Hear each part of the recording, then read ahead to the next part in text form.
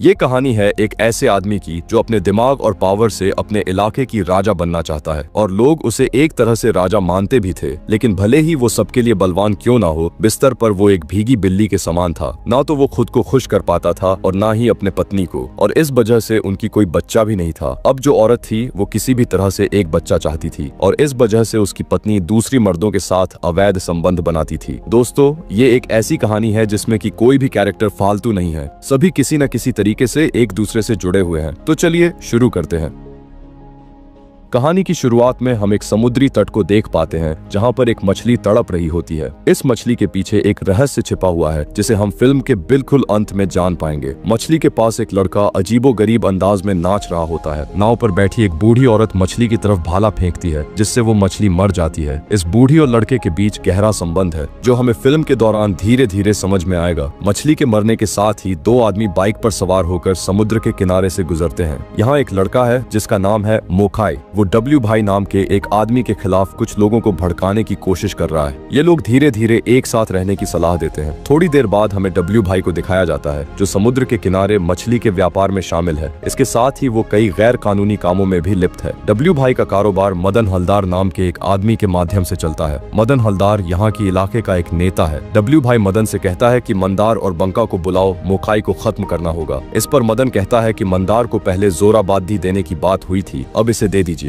W भाई कहता है कि मैं उसे वो देने वाला नहीं हूँ, इसीलिए तो अब तक नहीं दिया। तभी डब्ल्यू भाई का बेटा वहाँ आता है और गुस्से में शराब पीने के लिए पैसे मांगता है। डब्ल्यू भाई के परिवार में उसकी पत्नी और बेटा भी है। लड़के का नाम है मंशा और वो बेहद गर्म मिजाज का है, लेकिन उसके गुस्से का कारण ये है कि उसने कभी भी अपने पिता का प्यार नहीं पाया। उसका पिता हमेशा अपने कारोबार और औरतों में उलझा रहता है। इसके बाद हमें मंदार को दिखाया जाता है। मंदार डब्ल्यू भाई का दाहिना हाथ है। डब्ल्यू भाई के जितने भी गैर कानूनी कारोबार है वो सब मंदार ही संभालता है, लेकिन मंदार शारीरिक रूप से अक्षम है और इसी कारण उसकी पत्नी के साथ अक्सर झगड़े होते रहते हैं। यही वजह है कि मंदार की पत्नी, जिसका नाम लैली है, और लैली के साथ डब्ल्यू भाई का अवैध संबंध है। मंदार इसके बारे में कुछ नहीं कहता। खैर, लैली एक रात मंदार के साथ बातचीत कर रही थी और तभी डब्ल्यू भाई का फोन आता है और वो मंदार से कहता है, तेरे बचपन के दोस्त के पर निकल आए हैं, उसे रास्ते से हटा दे और बंका को भी साथ ले जा। अगले दिन मंदार बंका को फोन करके सारी बात बता देता है। इसके बाद हमें मोकाई और एक लड़के को दिखाया जाता है। जब वो लड़का वहाँ से चला जाता है तो मोकाई अकेला रह जाता है। तभी मंदार और बंका वहाँ आते हैं और मोकाई से कहते हैं, चल समुद्र किनारे पैर फैलाकर शराब पियेंगे, बहुत दिनों से साथ में शराब नहीं पी है। मोकाई पहले मना करता है लेकिन बाद में मान जाता है। असल में मोकाई ने उस दिन भाषण दिया था वो डब्ल्यू भाई के खिलाफ था, इसलिए डब्ल्यू भाई ने उसे मारने की योजना बनाई थी। मोकाई को बीच समंदर ले जाकर मारने की कोशिश की जाती है, लेकिन मारने से पहले मोकाई कहता है, मंदार तू कितना बड़ा बेवकूफ है। जो इंसान पूरे गेलपुर का राजा बनने की ताकत रखता है वो डब्ल्यू भाई का पालतू गुलाम बना हुआ है। उसके इस बात के बावजूद मंदार अपने बचपन के दोस्त को मारकर समुद्र में फेंक देता है। दूसरी तरफ मंचा समुद्र किनारे टहलते समय किसी लड़की की हंसी की आवाज सुनता है। वो पास जाकर देखता है तो वहाँ मदन बाबू की छोटी बहन लाखूमणि फंटूस के साथ बातचीत कर रही थी। असल में मंचा लाखूमणि को बहुत पसंद करता था, इसलिए वो गुस्से में आकर मदन बाबू को दो चार खरी खोटी सुना देता है। इधर रात के समय शहर से मंदार और बंका लौट रहे थे। तभी रास्ते में उनकी मुलाकात मजनू बूढ़ी से होती है। जब मंदार मजनू बूढ़ी को 100 रुपए देता है तो वो कहती है, ये भी तुझे वापस मिलेगा, तू 50 और तू 50। इसके बाद वो वहाँ से डब्ल्यू भाई के घर चले जाते हैं। डब्ल्यू भाई और मदन बाबू वहाँ बैठकर शराब पी रहे थे। डब्ल्यू भाई मंदार और बंका को 50,000 रुपए देता है। दोनों हैरान होकर एक दूसरे की तरफ देखते हैं क्योंकि मजनू बूढ़ी की बात सच हो गई थी। डब्ल्यू भाई अपनी चेन उतारकर मंदार को देता है और कहता है कि इसे लैली को दे देना। उसी रात मदन बाबू मंदार को फोन करता है और कहता है कि कुछ दिनों के लिए सुताहाटी नाम की जगह पर छिप कर रहो। मदन बाबू मंदार को सुताहाटी में छिप कर रहने की सलाह देता है क्योंकि गेलपुर में एक नया ऑफिसर आ गया है। ये पुलिस अधिकारी मोकाई की हत्या के मामले में मंदार को गिरफ्तार ना कर ले, इसलिए उसे छिप कर रहने को कहा जाता है। दूसरी ओर मोकाई का कहीं कोई पता नहीं चल रहा है, लेकिन जब उसकी साइकिल मिलती है तो पुलिस को तुरंत जानकारी दी जाती है। नया अधिकारी जिसका नाम मुकद्दर बैनर्जी है वो इस मामले की जांच के लिए आता है। ये अधिकारी एक अजीब किस्म का इंसान है जिसे पैसों का कोई लालच नहीं है, लेकिन उसकी कमजोरी सिर्फ औरतें हैं। इसके बाद हम मोकाई की लाश को समुद्र किनारे पड़े हुए देख पाते हैं। यहाँ मजनू बूढ़ी का बेटा समुद्र में गोता लगाकर मौकाई की साइकिल की चाबी ढूंढ निकालता है। उधर मंदार एक बुरा सपना देखकर जाग जाता है। दूसरी ओर जोरा फेरी में लोग आंदोलन कर रहे हैं। उनके आंदोलन का मुख्य मुद्दा मौकाई की हत्या की उचित जांच कराना है। डब्ल्यू भाई के मछली के कारोबार में सबसे बड़ा जोड़ा फेरी केंद्र है। इसी जोड़ा फेरी में वो नया पुलिस ऑफिसर मुकद्दर और मदन बाबू बैठकर बातचीत कर रहे होते हैं। तभी वहाँ मनशा आता है और लोगों के साथ झगड़ा शुरू कर देता है। मनशा उन पर हाथ उठाने लगता है, लेकिन मदन बाबू आकर उसे शांत करता है। इसी बीच सुताहाटी के एक दुकान में मंदार खाना खा रहा होता है। तभी उसकी नजर एक पोस्टर पर पड़ती है जिसमें एक कबीराज हर्बल डॉक्टर का नंबर लिखा होता है। मंदार छुपते छुपाते उस पोस्टर को निकाल लेता है क्योंकि वो अपनी शारीरिक समस्या का समाधान चाहता है। दूसरी ओर मनशा डब्ल्यू भाई के पास आकर कहता है, मैं कारोबार संभालूंगा। तुमने बंका और मदन को सिर पर चढ़ा रखा है, इसीलिए वो जब चाहे तब मेरा अपमान करते हैं। यहाँ डब्ल्यू भाई गुस्से से अपने बेटे मनशा को वहाँ से भगा देता है। इसके बाद डब्ल्यू भाई जोड़ा फेरी पहुँचता है और फंटूस को जोड़ा फेरी की जिम्मेदारी सौंप देता है। फंटूस तुरंत बंका को फोन करके ये बात बताता है और बंका ये खबर मंदार को देता है, जिसे सुनकर मंदार नाराज हो जाता है क्योंकि उसे उम्मीद थी कि जोड़ा फेरी की जिम्मेदारी उसे मिलेगा। उधर डब्ल्यू भाई घर लौटकर लैली के साथ फोन पर बात कर रहा होता है। तभी उसकी पत्नी ये बात सुन लेती है। डब्ल्यू भाई की पत्नी पहले से जानती थी कि उसकी और उसकी पति डब्ल्यू भाई के रिश्ते अच्छे नहीं चल रहे थे और इस पर वो कुछ कह भी नहीं सकती थी। इसके बाद हमें रात की सीन दिखाया जाता है जहाँ पर डब्ल्यू भाई और लैली इंटीमेट हो रहे होते हैं। यहाँ लैली डब्ल्यू भाई से एक बच्चा मांगती है, लेकिन डब्ल्यू भाई इस पर मना कर देता है। वो कहता है कि मैं तुझे सब कुछ दे सकता हूँ, बस बच्चा नहीं दे सकता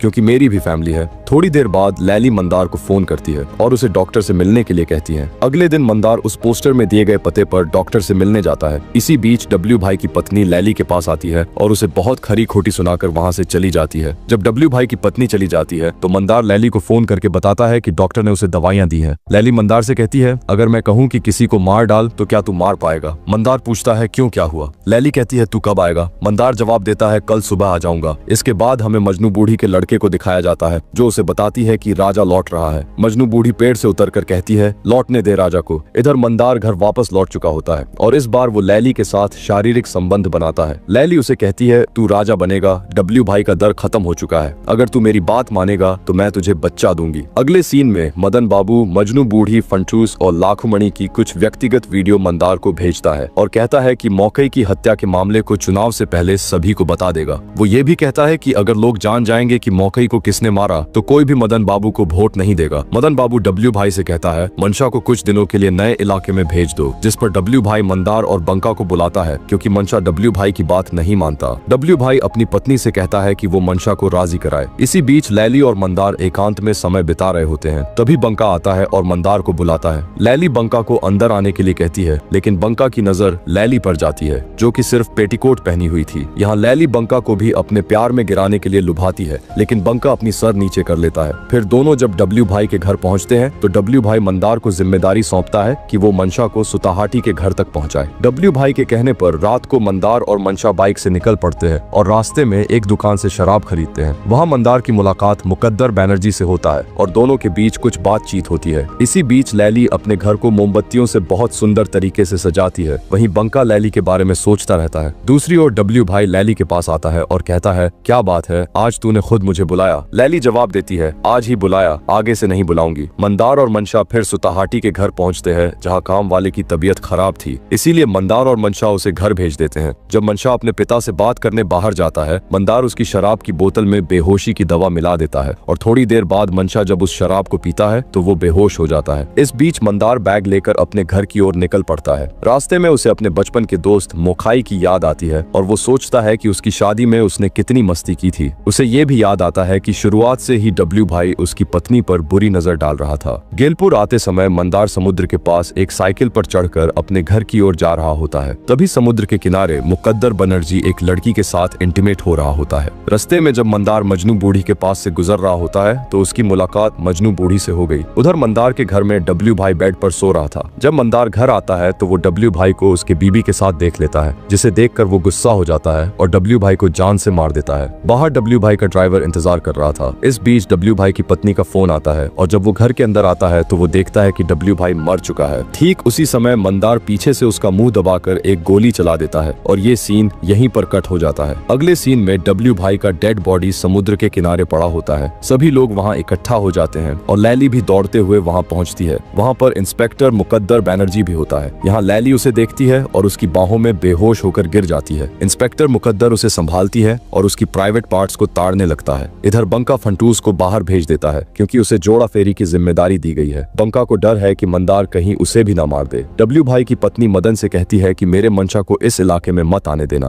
क्योंकि वो उग्र स्वभाव का था और चुनाव से पहले वो कोई परेशानी ना खड़ी कर दे, इसलिए उसे दूर रखा गया है। जब मदन मंशा को कॉल करता है तो मंशा की होश वापस आ जाती है। असल में मंदार ने मंशा की शराब में बेहोशी की दवा मिला दी थी ताकि अगर वो घर से बाहर जाए तो भी वो कोई प्रतिरोध ना कर पाए। मंदार ने मंशा को फिर से उस घर में जाकर सोने के लिए कहा। फिर मंशा मंदार को जगाकर कहता है, मंदार मेरे पिता को किसी ने मार डाला है। मंदार मंशा से कहता है, मुझे 2 दिन का समय दो, जिसने डब्ल्यू भाई को मारा है मैं उसे खुद मार दूंगा। इसी बीच बंका फंटूश को बस में चढ़ा देता है। गेलपुर के जोड़ा फेरी में काम करने वाले लोग कुछ देर के लिए मौन रखते हैं। फिलहाल जोड़ा फेरी की जिम्मेदारी मंदार को सौंप दी जाती है। यहाँ मजनू बूढ़ी की बातें सच हो जाती हैं और मंदार राजा बन जाता है। कुछ समय बाद मंदार इंस्पेक्टर मुकद्दर के पास पहुंचता है क्योंकि इंस्पेक्टर मुकद्दर ने उसे बुलाया था। मुकद्दर मंदार से कहता है कि उसे पता चल गया है कि इस हत्या को मंदार ने ही किया है। वो मंदार से रिश्वत के तौर पर लैली को मांगता है। मंदार गुस्से में आ जाता है और इंस्पेक्टर मुकद्दर से कहता है, अगर मुझे तुम्हारे पास रहकर काम करने का मौका मिलता है तो तुम्हारे लिए ये फायदेमंद होगा। घर लौटने पर मंदार लैली से ये बात कहता है। लैली गुस्से में आकर मना कर देती है। तब मंदार उसे गुस्से में कहता है, तू तो डब्ल्यू भाई के साथ रातें बिताती थी, मैंने कुछ नहीं कहा। आज मेरी बात सुन, तू चाहती थी ना कि मैं गेलपुर का राजा बनूं, तो अब मालिक की बात सुन। रात को मदन बाबू इंस्पेक्टर मुकद्दर को अपने घर खाने के लिए आमंत्रित करता है। इंस्पेक्टर मुकद्दर खाने का आयोजन खत्म करता है। यहाँ इंस्पेक्टर मुकद्दर बाहर जाते हुए कांस्टेबल से कहता है, इनके ऊपर थोड़ा ध्यान रखना। अगले दिन बंका मदन बाबू को मजनू बूढ़ी के बारे में बताता है। मदन बाबू कहता है कि तो फिर हमें उससे मिलना चाहिए। रात को जब वो बाहर जाते हैं तो तब फंटूश लाखूमणि की घर पर आता है। वहीं उस रात इंस्पेक्टर मुकद्दर लैली के साथ समय बिताने आता है। दूसरी ओर मंदार मजनू बूढ़ी को बुलवाने आता है, लेकिन वो वहाँ नहीं होती। मजनू बूढ़ी का बेटा वहाँ खाना खा रहा था। मंदार उससे पूछता है, बूढ़ी कहाँ है बेटा? तो वो कहता है, बूढ़ी नहीं है, तुम कौन हो? फिर मंदार उसे कहता है, क्या तुम मेरे बारे में जानते हो? तो मजनू बूढ़ी का बेटा जवाब देता है, मैं सब जानता हूँ। तुम कमजोर हो, तुम राजा नहीं हो, कोई और राजा है और वो तुम्हें मार डालेगा। मंदार कहता है, कौन आएगा मुझे मारने? इस पर लड़का जवाब देता है, तुझे जल्द ही पता चल जाएगा, तू जरूर मरेगा। यहाँ मंदार कहता है, मुझे कौन मारेगा? मैं पहले ही उस राक्षस को मार डालूंगा। इस पर वो लड़का कहता है, तुम नहीं मार पाओगे। मंदार फिर कहता है, बूढ़ी को बुला, नहीं तो तुझे जो पूछ रहा हूँ उसका जवाब दे। मुझे कब मारेगा? ये सब कब होगा? लड़का फिर कहता है, पहले तुम्हारी बीवी तुम्हारे सिर पर चढ़ेगी और तुम पैरों तले रहोगे। ये कहकर वो दौड़ते हुए वहाँ से भाग जाता है। जब मंदार लौटता है तब बंका और मदन बाबू से मिलता है। अगले सीन में रात को फंटूश जब अपने प्रेमी से मिलने आता है तब कांस्टेबल फोन करके इंस्पेक्टर मुकद्दर को इसके बारे में इन्फॉर्म करता है। इंस्पेक्टर मुकद्दर ये जानकारी मंदार को देती है। उस रात डब्ल्यू भाई की ड्राइवर को मंदार ने मारा नहीं, बल्कि उसने फंटूश को मारने के लिए उस ड्राइवर को भेजा। दूसरी ओर जब मदन और बंका घर लौटते हैं तो उन्हें पता चलता है कि फंटूश वापस आ गई है। बंका मदन बाबू के घर से फंटूश को लेकर जब अपने घर लौट रहा था तब ड्राइवर गलती से फंटूश को मारने के बजाय बंका को मार देता है। वहीं मंदार बैठकर शराब पी रहा था। अचानक वो देखता है कि बंका उसके सामने बैठा हुआ है। मंदार डर के मारे पानी में गिर जाता है, क्योंकि उसे तो ये पता था कि बंका मर चुका है, तो फिर वो यहाँ कैसे आया? असल में ये बस उसकी एक भ्रम था। दूसरी ओर लैली खून से सनी चद्दर को धो रही थी। डब्ल्यू भाई को मारने के बाद लैली को हेलुसिनेशन होने लगे थे, जिसमें चादर पर खून के धब्बे थे। अगले सीन में डब्ल्यू भाई की पत्नी डब्ल्यू भाई की तस्वीर में अगरबत्ती अर्पित कर रही होती है, लेकिन तभी उसे गुस्सा आती है और वो अगरबत्तियों को डब्ल्यू भाई की तस्वीर की ओर फेंक देती है और भोला से कहती है कि डब्ल्यू भाई का कमरा खोल दो। वहाँ से वो डब्ल्यू भाई की पिस्तौल ले लेती है। इधर सुबह जब ड्राइवर मंदार के पास आता है तो वो देखता है कि मंदार बेहोश पड़ा हुआ है। ड्राइवर मंदार की आंखों में पानी छिड़कता है। मंदार को होश आता है और वो उठकर बैठता है। यहाँ ड्राइवर मंदार को बताता है कि उसने फंटूस को मार नहीं सका। उसके लिए वो मंदार से बहुत माफी मांगता है, लेकिन मंदार ड्राइवर की कोई बात नहीं सुनता और उसके पेट में बोतल तोड़कर घुसा देता है, जिससे उसकी वहीं पर मौत हो जाता है। दूसरी ओर मदन और फंटूश मंशा के घर आते हैं। घर के नौकर उन्हें सब बता देते हैं कि उस दिन मंदार की बातें सुनकर वो घर गया था। ये सुनकर वो रोने लगते हैं और सब समझ जाते हैं कि मंदार ने ही डब्ल्यू भाई को मारा था। मंदार घर लौटता है और देखता है कि लैली वही चादर धो रही है जिस चादर में उसने डब्ल्यू भाई को मारा था। मंदार पूछता है क्या हुआ, तो लैली फिर से उस चादर को धोने लगती है और मंदार उसे डांटते हुए कहता है, क्या हुआ, पागल हो गई हो क्या? लैली डरते हुए कहती है, चादर में डब्ल्यू भाई का खून का दाग नहीं जा रहा है रे। इस पर मंदार लैली को गले लगा लेता है। दूसरी ओर हमें मजनू बूढ़ी को दिखाई जाती है जो उसकी बेटे को मार रही है, क्योंकि उसने मंदार को राक्षस के बारे में बता दिया था। जब लड़का वहाँ से चला जाता है तो मजनू बुढ़िया कहती है कि इंसान से दूर रहना चाहिए। कब इंसान को खा जाए कौन जानता है। सभी इंसानों को भूख का ही दोष है। मूर्ख इंसान राक्षस होते हैं। दूसरी ओर मंदार अपनी पत्नी से बात करता है और कहता है, आज मुझे मटन खाना है, जल्दी से लाओ और बहुत सारा लाओ, कबाब बनाकर खाएंगे, एकदम बढ़िया सा बनाना। इस पर लैली कहती है कि खाना अगर बढ़िया ना बना तो क्या करोगी, गोली मार दोगे? यहाँ मंदार उसे गले लगा लेता है। तभी लैली कल्पना करती है कि डब्ल्यू भाई बिस्तर पर बैठा हुआ लैली को देख रहा है और वहीं मंदार भी कल्पना कर रहा होता है कि बंका भी उसे देख रहा है। इसके बाद लैली मटन लेने चली जाती है, जबकि डब्ल्यू भाई की पत्नी लैली को मरने पिस्तौल के साथ मंदार के घर आती है, जहाँ पर वो मंदार को देखती है और उसे मरने के लिए पिस्तौल निकालती है, लेकिन मंदार उसको पकड़ लेता है और उसके साथ जबरदस्ती करता है। इतने दिनों तक डब्ल्यू भाई ने मंदार की पत्नी के साथ मजे लिए थे और अब मंदार उसकी बदला लेता है उसके पत्नी के साथ जबरदस्ती करके।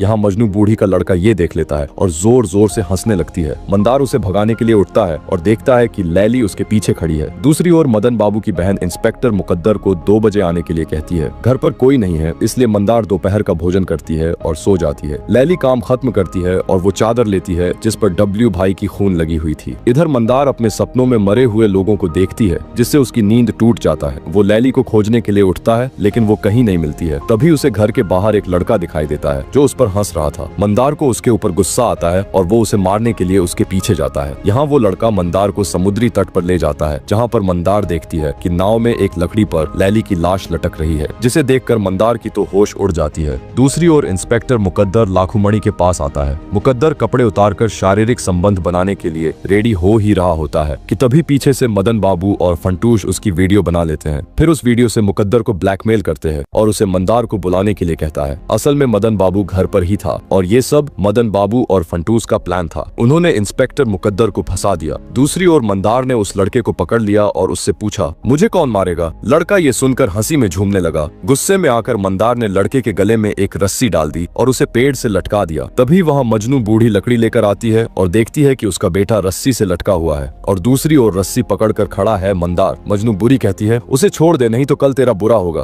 मंदार किसी की भी बात नहीं सुनता और वो लड़के को मार डालता है। मजनू बूढ़ी गुस्से में कहती है, तू इंसान नहीं राक्षस है। दरअसल लड़के ने जो राक्षस की बात की थी वो मंदार को ही निशाना बनाकर कहा था। दूसरी ओर डब्ल्यू भाई की पत्नी से अपने शरीर को धो रही थी। तभी मंशा अपनी माँ की सफेद साड़ी लेने आती है ताकि उसी साड़ी से मंदार को मारा जा सके। उधर मंदार को जहाँ आने के लिए कहा गया था वहाँ वो जा रहा था। इंस्पेक्टर मुकद्दर भी वहाँ आता है। मजनू बूढ़ी एक भाला और उस लड़के की लाश लेकर चला जाता है। मंदार समुद्र के किनारे आता है और देखता है कि एक नाव पर 2 बच्चे बैठे हैं जिनके साथ लैली है। मंदार खुशी से उन्हें देखता है और लैली से बात करने लगता है। असल में वो लैली नहीं थी बल्कि लाखूमणि थी। मंदार लाखूमणि को देखकर लैली की कल्पना कर रहा था। ठीक तभी पीछे से फंटूश और मंशा आकर उसे मारने लगते हैं, लेकिन वो मंदार के साथ ज्यादा कुछ नहीं कर पा रहे थे। लेकिन तभी अचानक पीछे से कोई एक भाला फेंकता है जो कि मंदार के गले में घुस जाता है और उसे मार देता है, ठीक वैसे जैसे उसने डब्ल्यू भाई को मारा था। यहाँ आपको याद दिला दूं कि मंदार की मौत ठीक उसी तरह से होता है जैसा हमने फिल्म के शुरुआत में मछली को मरते हुए देखा था, और तब भी मजनू बूढ़ी ने भाला फेंकी थी और यहाँ भी मजनू बूढ़ी ने ही भाला फेंका। और इसी के साथ ये कहानी यहीं पर खत्म हो जाता है। तो दोस्तों, कैसी लगी आपको ये कहानी? उम्मीद करूंगा कि आपको ये कहानी पसंद आई होगी। मिलते हैं एक और अनोखी कहानी के साथ।